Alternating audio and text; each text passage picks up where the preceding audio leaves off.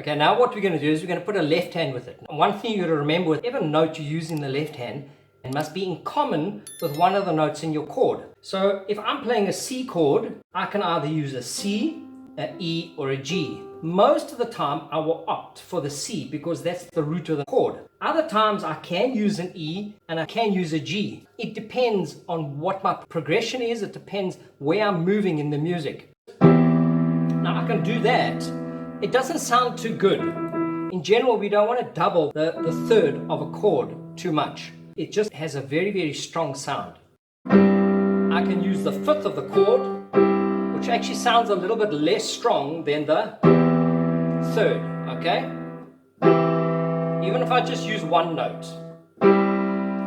But in general, we're going to stick with the roots. Now you'll see when I play this that I do use other notes. The rule is there must be a note in common. I can either play a C, an E, or a G.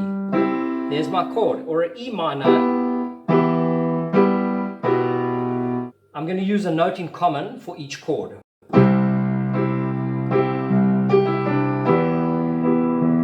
You see what I did there?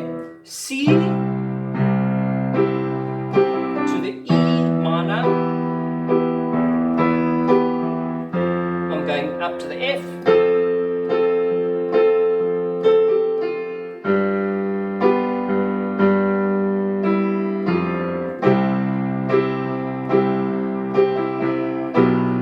Look what I did there. Instead of using the E for the E minor, I used the B, which actually sounds pretty nice.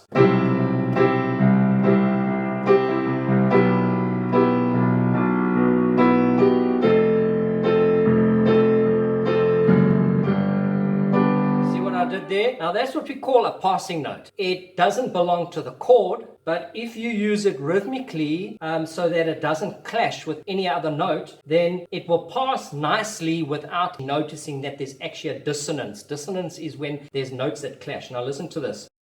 That doesn't sound good. It's because my rhythm is wrong. So if I go... Okay, so it was quite quick.